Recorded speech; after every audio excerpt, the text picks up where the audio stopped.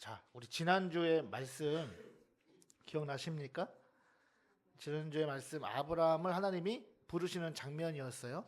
하나님을 부르셨는데 아브라함이 하나님의 그 언약의 말씀을 받고 순종하며 길을 떠났다는 것은 단순히 이 땅에서 하나님이 나에게 많은 재산을 주시는 것이구나 라는 것 때문에 기뻐하고 즐거워하면서 그 길을 떠났다는 것이 아니라 무엇을 보았다는 거예요?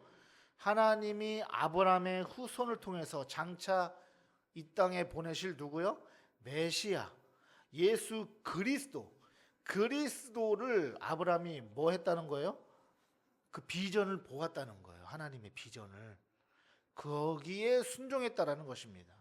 하나님이 기뻐하시겠어요? 안 기뻐하시겠어요? 하나님 기뻐하시죠.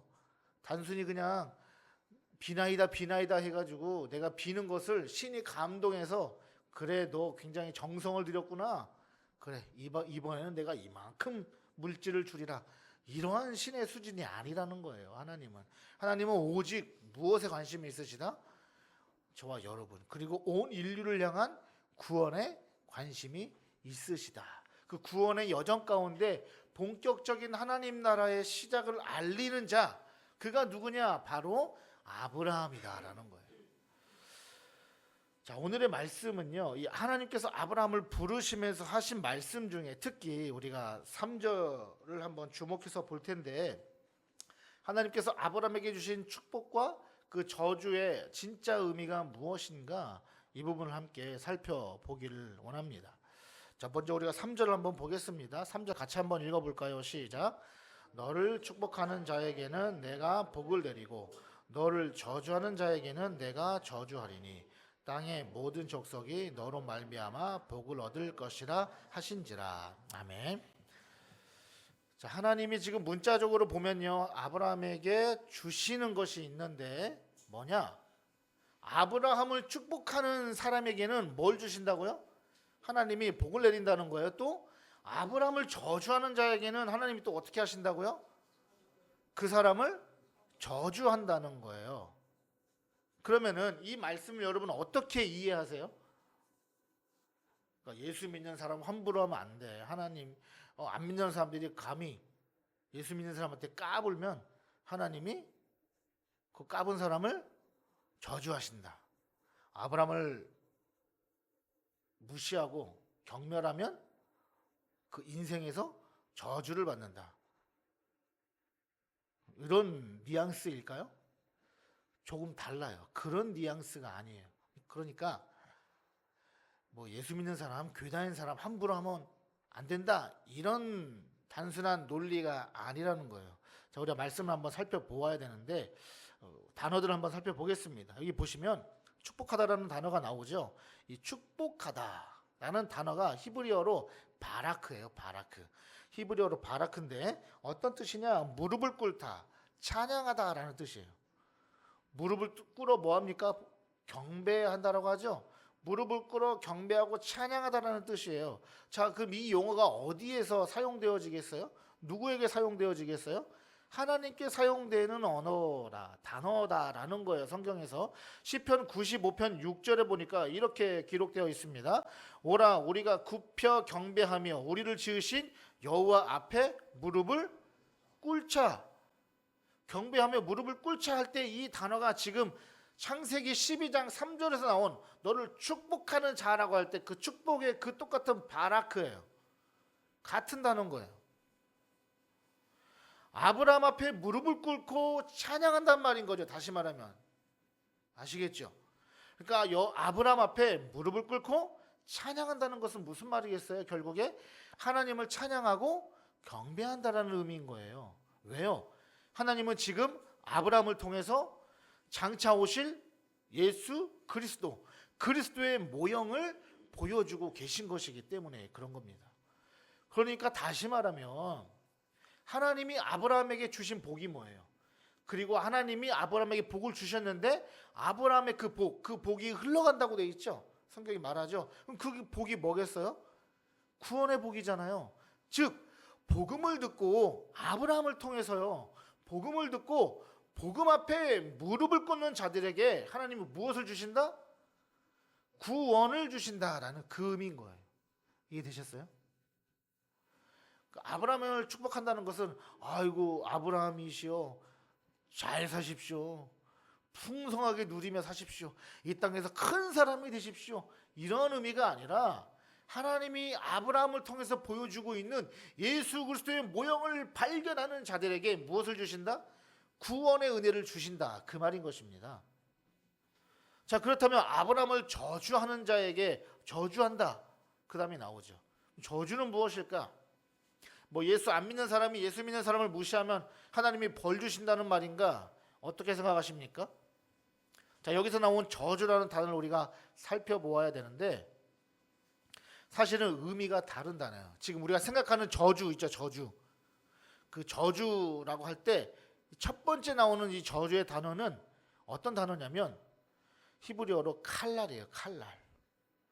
칼날이라고 하는 단어인데 무슨 뜻이냐? 멸시하다, 무시하다, 가볍게 보다, 하찮게 여기다. 우리가 작은 어린아이들 하찮게 봐야 안 봐요? 하찮게 보죠. 재산이 많은 사람, 돈 많은 사람들은 정말 거기 찢어지게 가난하다고 하는 사람들 어떻게 여겨요? 물론 뭐 다 그런 것은 아니지만 무시하기도 하고 하찮게 여기기도 하고 같이 어울리려고 해요, 안 해요? 안 하죠. 우리나라 웬만한 동네 가면요, 리어커 끌고 폐지 주러 다니시는 노인분들 웬만하면 다 보죠, 길거리에서. 근데 어디 가면 안 봐요? 못 봐요? 네? 네, 저기 강남 가면은 그런 분들이 없어요. 폐지 주시는 분들이 찾아보기가 힘들어요. 뭐겠어요? 그러니까 다르단 말이에요. 생활 수준차가 다르다 보니까 그런 분들이 거기에 있을 수도 없을 뿐더러 심지어 아파트와 아파트 사이에서도 뭐 여기는 일반 아파트인데 옆에는 뭐 LH 아파트다 그러면은 이 일반 아파트 사람들이 또 무시한단 말이에요. 그런 무시를 말하고 있어요. 하찮게 여기고 멸시하고 가볍게 여기고 아무것도 아닌 것처럼 여기는 그런 뜻. 그러니까 다시 말하면 아브라함을 무시하고 멸시하고 하찮게 여긴다는 뜻이죠. 자, 창세기 16장 4절에 보니까 그 단어가 어떻게 쓰여졌냐면 아브라함이 하갈과 동침하였더니 하갈이 임신함에 그가 자기의 임신함을 알고 그의 여주인을 멸시한지라. 하갈이 아브라함의 아들을 임신을 하니까 기고만장해졌어요. 그렇죠? 본처, 조강지처가 있는데 이 첩이 감히 조강지처를 무시하는 거예요. 아들도 못 낳는 여자 이렇게 무시하는 거죠. 그 무시, 멸시를 말하고 있는 거예요. 자, 그런데 한글 번역으로는 이 같은 저주라고 이 단어를 사용하다 보니까 우리가 좀 의미에 혼동이 오기도 하는데 이 두 번째 등장하는 하나님이 저주한다고 할 때에 이 저주라는 단어는요 히브리어로 또 아우르라는 단어예요. 그러니까 틀린 단어예요. 지금 아브라함을 저주하는 자 할 때 아브라함을 저주할 때 그 저주는 무시하고 멸시하고 하찮게 여기다라는 뜻의 단어고요. 그리고 하나님 실제적으로 아브라함을 무시했던 자에게 저주한다고 할 때는 아우르라는 단어를 썼단 말이죠. 이 단어는 심판의 의미에서 정죄라는 뜻을 가지고 있는 단어예요. 정죄. 자, 성경 찾아보겠습니다. 말라기 2장 2절. 이 단어가 어떻게 쓰였는지 아우르라는 단어가 저주가 2장 2절 말라기 2장 2절에 이렇게 되어 있습니다. 만군의 여호와가 이르노라 너희가 만일 듣지 아니하며 마음에 두지 아니하여 내 이름을 영화롭게 하지 아니하면 내가 너희에게 저주를 내려 너희의 복을 저주하리라. 내가 이미 저주하였나니 이는 너희가 그것을 마음에 두지 아니하였음이라. 여기에서는 하나님이 정죄하시는 정죄의 의미를 담고 있는 단어예요. 창세기 3장 14절 이미 우리가 살펴보았던 창세기 3장 14절에 여호와 하나님의 뱀에게 이르시되 내가 이렇게 하였으니 내가 모든 가축과 들의 모든 짐승보다 더욱 저주를 받아 배로 다니고 살아있는 동안 흙을 먹을지니라. 그러니까 지금 아브라함을 저주한다라고 했을 때 무시하고 멸시한다라는 의미가 아닌 거죠. 그렇죠? 하나님이 뱀을 저주하신다라는 것은 정죄했다는 거예요. 이해되셨죠? 정죄예요, 정죄. 너는 죄다라는 거예요. 자, 이 저주는 어떤 의미예요? 마가복음 16장 16절에서 이렇게 말씀하고 있습니다. 믿고 세례를 받는 사람은 구원을 얻을 것이요 믿지 않는 사람은 정죄를 받으리라. 예수 그리스도를 믿으면요 뭐가 돼요? 의인이 되는 것이고요. 예수 그리스도를 믿지 않으면 죄인이 되는 거예요. 그래서 그거를 정죄하는 거예요. 죄인이라고 하는 선고, 유죄 선고가 이루어졌다라는 거죠. 요한복음 3장 19절에 또 이렇게 기록되어 있습니다. 그 정죄는 이것이니 곧 빛이 세상에 왔으되 사람들이 자기 행위가 악함으로 빛보다 어둠을 더 사랑한 것이니라. 여기에서의 정죄는요, 그 판단, 정죄를 판단하는 그 유죄 선고의 근거가 되는 것을 말하고 있는 것이 3장 19절의 이 정죄라는 단어예요. 그러니까 이 정죄, 왜 정죄를 하는지에 대해서 이유를 말하고 있다는 거죠. 자, 그런데 오해가 되는 것이 3장 19절에서 어둠을 더 사랑한 것이니라 라는 말 때문에 이 19절이 조금 오해를 받거든요. 그러니까 사랑하기도 하는데, 빛을 사랑하기도 하는데 어둠을 더 사랑했다, 이렇게 받아들여진다는 거죠. 그런데 그런 뜻이 아니에요. 여기서 더 사랑하다고 할 때 더라고 하는 단어의 원래 원문의 의미는 반대로라는 의미예요. 반대로. 그와는 반대로, 그와는 다르게, 이런 뜻이에요. 그러니까 빛을 사랑한 것이 아니라 무엇을 사랑했다? 어둠을 사랑했다. 그러니까 빛도 사랑했지만 어둠을 좀 더 사랑했다, 이런 의미가 아니다라는 거죠. 빛을 아예 사랑하지 않고 어둠으로 빠졌기 때문에 무엇을 당해요? 정죄를 당한다는 거예요. 이해되셨죠? 유죄 선고를 땅땅땅 쳤다는 거예요. 판사가 판사봉을 3번 두드리면 돌이킬 수 있어요, 없어요? 돌이킬 수 없어요. 그대로 바로 교도소로 가는 거예요. 자, 요한복음 3장 18절에 또 이렇게 기록되어 있습니다. 그를 믿는 자는 심판을 받지 아니하는 것이요. 누구를 믿는 자요? 예수 그리스도를 믿는 자는 심판을 받지 않습니다. 믿지 아니하는 자는 여호와 하나님의 독생자의 이름을 믿지 아니함으로 벌써 심판을 받은 것이니라. 그 정죄, 그 하나님의 저주는요, 그러니까 심판을 말하는 거예요. 이해되셨죠? 그러니까 이 땅에서 잠깐 뭐 어디 다리 부러지고, 조금 말 안 들었다고 해가지고 예수 믿는 사람들 좀 무시했다고 그래가지고 갑자기 막 재산을 잃어버리거나 이런 걸 말하는 것이 아니라 하나님 앞에 심판을 당함을 말하고 있는 거예요. 자, 그 다음에 너로 말미암아라는 단어가 나오죠. 3절에. 자, 다시 볼까요? 12장 3절 본문에 너를 축복하는 자에게는 내가 복을 내리고 너를 저주하는 자에게는 내가 저주하리니 땅의 모든 족속이 너로 말미암아 복을 얻을 것이라 할 때 너로 말미암아가 나옵니다. 이 너로 말미암아라는 히브리어가 베카라고 하는데 직역하면요, 네 안에서예요. 네 안에서, 내 안에서, 내 몸 안에서라는 뜻이에요. 그러므로 아브라함 안에서 모든 민족이 뭐를 얻는다? 복을 얻는다는 거죠. 그 말씀인 거죠. 그럼 무슨 뜻일까요? 이게 무슨 의미일까요? 예수 그리스도가 아브라함의 후손으로 오시잖아요. 그래서 그리스도 안에서 받을 구원의 복을 가리키는 거예요. 그러니까 너로 말미암아라는 것은 결국에는 예수 그리스도께서 누구의 후손으로 오세요? 아브라함의 후손이잖아요. 아브라함의 후손 중에서 그 다음에 누구요? 다윗. 또 다윗의 후손이라고 하죠. 그러니까 예수님이 성령으로 잉태되셨지만 그러나 하나님의 구원 계획 가운데, 인류의 역사 가운데에 우리를 사용하셔서 하나님이 그 계보를 이으셨다라는 의미에서예요. 이해되셨죠? 실제로 무슨 그 남자의 그 씨를 통해서, 실제적으로 육체적인 그 씨를 통해서 오셨다라는 것이 아니라 그 혈통을 이어가되, 그러나 실제적으로는 예수님이 어떻게 되셨죠? 성육신 하신 거죠. 그렇죠? 성령으로 잉태하셨단 말이에요. 그런데 그 계보를 이어서 예수 그리스도께서 오셨다. 결국에는 그러니까 아브라함 안에서 태어나는, 아브라함의 씨를 통해서 태어나는 누구예요? 그 후손들 가운데에 결국엔 그 끝이 누구예요? 예수 그리스도였잖아요. 예수 그리스도를 통해서 받는 구원의 복, 그것이 너로 말미암아라는 뜻이라는 거죠. 자, 그러니까 이 놀라운 하나님의 약속의 말씀 무엇입니까? 언약이죠.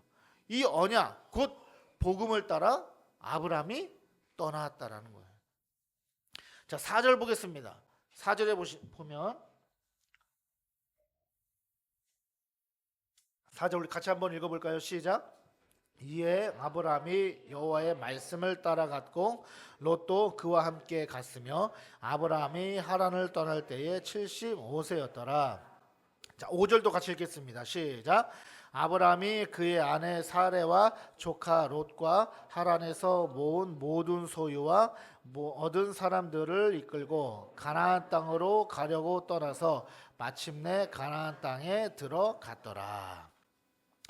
자, 아브라함이요 언약의 말씀을 따라서 하나님이 지시하신 곳으로 떠났습니다.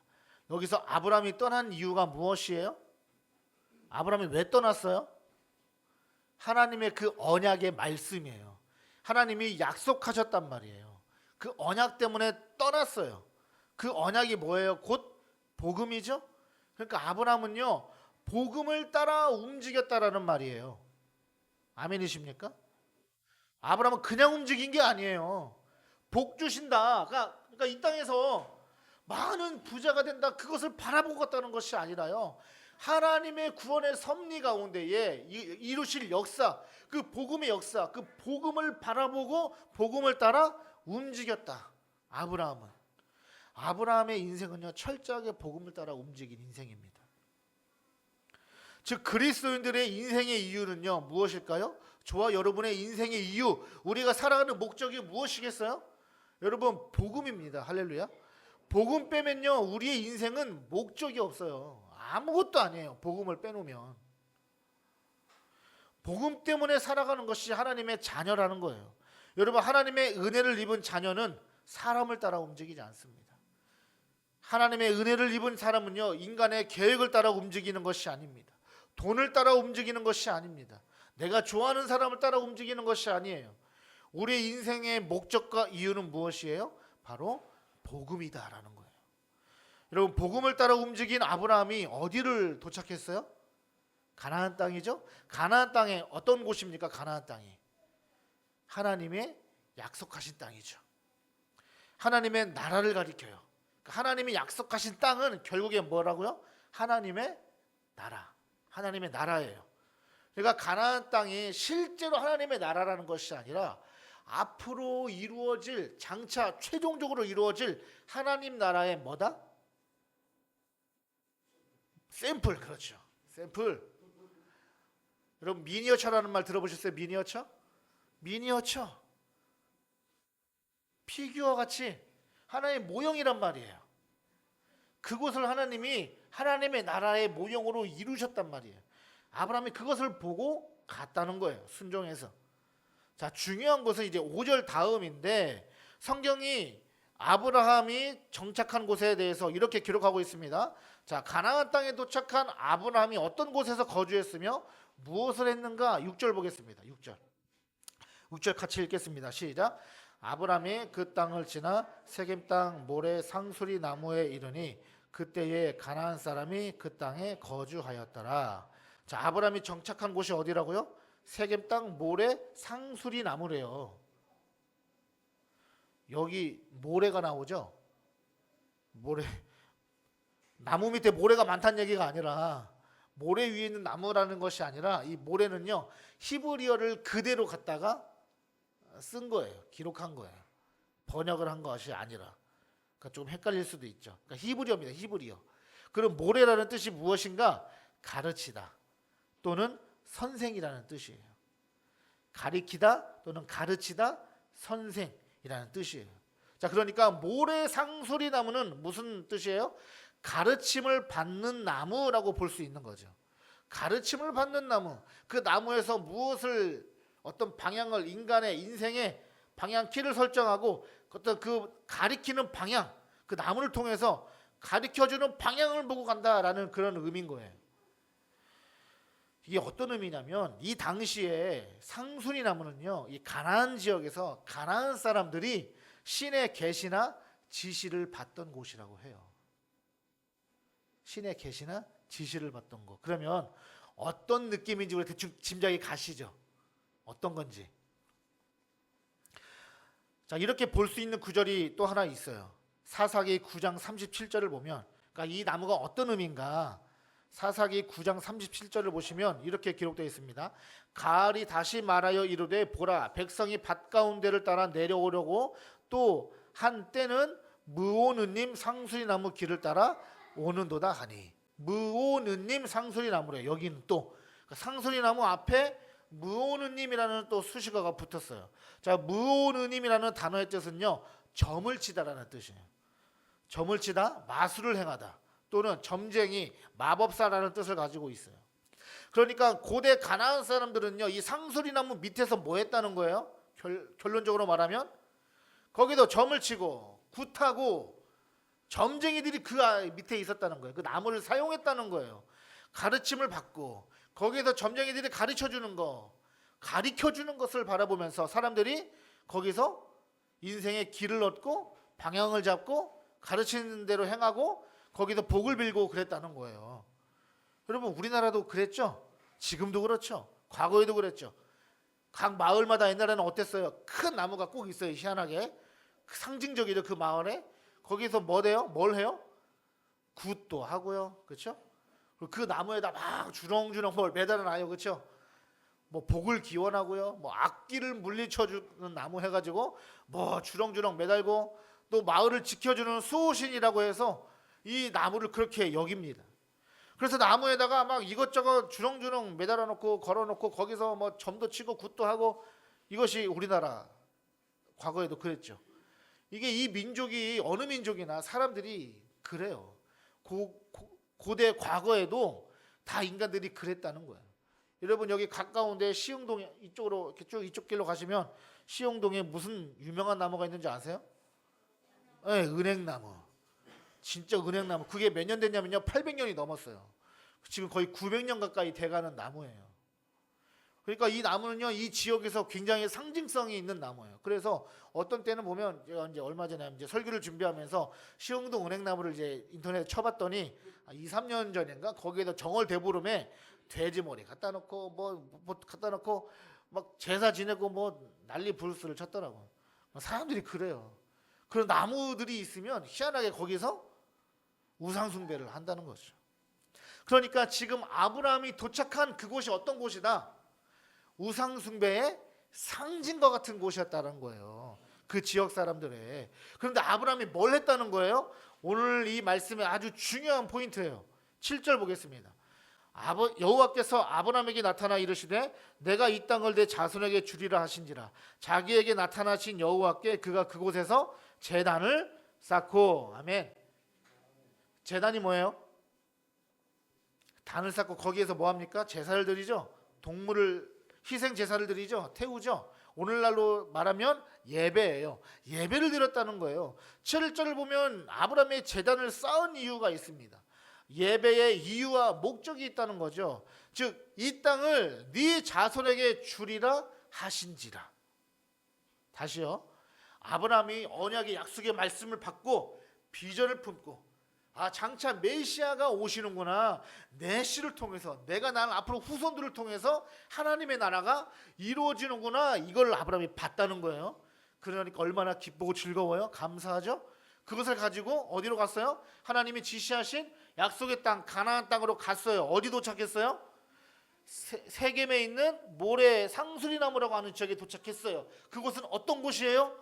우상 숭배가 이루어지는 상징적인 곳이에요. 거기에다 뭘 했어요? 제단을 딱 하고 쌓았단 말이에요. 우상 숭배 현장에 뭐 했어요? 복음의 깃발을 빡 꽂았단 말이에요. 아브라함이. 대단하지 않아요? 그래서 아브라함이 믿음의 사람인 거예요, 여러분. 단순히 나 앞으로 하나님이 복 주신데 이런 의미가 아닌 거예요. 아브라함의 신앙은.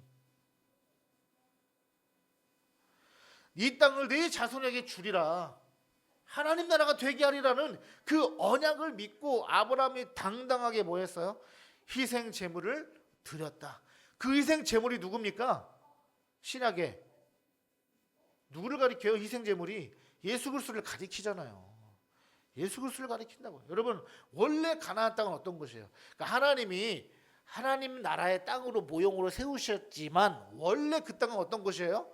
우상이 가득한 곳이잖아요. 우상이 가득한 곳, 그 우상이 가득한 곳에서 하나님이 주신 약속이 무엇이라고요? 아브라함 자손들을 주신다는 거예요. 이것이 무슨 뜻이에요? 아브라함을 통해서 구원받는 사람들을 말하는 거예요. 아브라함을 통해서 구원받는 사람들을 어떻게 하겠다? 하나님이 늘려가시겠다. 온 세계 열방 가운데에 쭉쭉쭉 퍼져나가게 하시겠다. 궁극적으로 예수 그리스도를 통해서 하나님의 자녀가 되게 하실 것이라는 하나님의 언약, 그 언약을 바라보면서 아브라함은 뭐 했어요? 우상이 가득한 그곳에 예배를 드렸다. 자, 8절 9절 보겠습니다. 거기서 베델 동쪽 산으로 옮겨 장막을 치니 서쪽은 베델이요 동쪽은 아이라. 그가 그곳에서 여호와께 제단을 쌓고 여호와의 이름을 부르더니 9절 점점 남방으로 옮겨 갔더라. 점점 남쪽으로 남방으로 옮겨져 가는데 단순히 이사를 했다는 것이 아니라 무엇으로 넓혀져 갔다는 거예요? 그렇죠. 이제 그냥 대답이 탁탁탁 나와요. 이제 성경은 이렇게 보는 거예요. 창세기를 복음이 전해져 갔다는 거예요. 예배를 드려갔다는 거예요. 제단을 쌓아갔다잖아요. 가는 곳마다 퍼져나가면서 아브라함이 뭐 했다고요? 제단을 쌓아나갔다. 예배를 드리고 거기서 하나님을 드러내고 복음을 전했다라는 거예요. 예배의 자리를 넓혀갔습니다. 우상이 가득한 땅에서 하나님의 약속을 바라보며 가는 곳마다 예배자로 섰어요. 아브라함은 본인 자신부터 뭐 했다고요? 예배자로 섰고요. 그리고 하나님 나라를 선포했다는 거예요. 여러분, 제가 이것을 이 자리에서 주중에 말씀을 준비하며 이거를 묵상하고 있는데 주님께서 갑자기 그런 마음을 확 주시는 거, 이 부분에서. 여러분, 우리 교회가 좋은 땅, 좋은 지역, 깨끗한 지역, 이왕이면 교회 사역을 막 마음대로 방해받지 않고 자유롭게 할 수 있는 그런 좋은 여건, 좋은 곳, 그런 곳에 세워지면 좋겠죠. 교회다운 교회가. 또 수준 있는 그런 동네, 흔히 말하는 우리가 신도시, 신도시에 가서 세워지면 얼마나 좋겠어요. 거기서 예배드리면.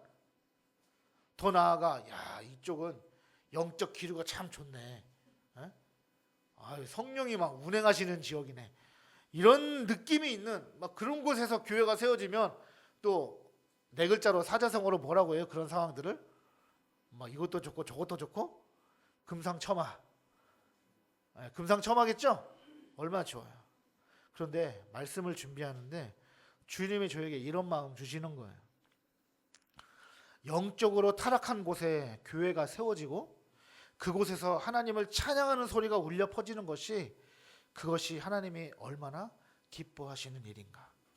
우리를 이 지역사회의 예배자로 불러주셨구나 라는 것을 주님이 깨닫게 하시는 거예요.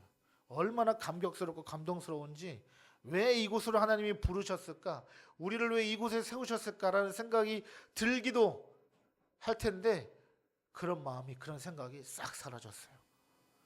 아브라함과 같이 우리의 예배는요, 바로 그런 세상을 향해서 복음을 드러낼 수 있는 곳에서 드려져야 하는 것이 바로 사명이다라는 것을, 그 사실을 우리가 깨닫게 되는 거죠.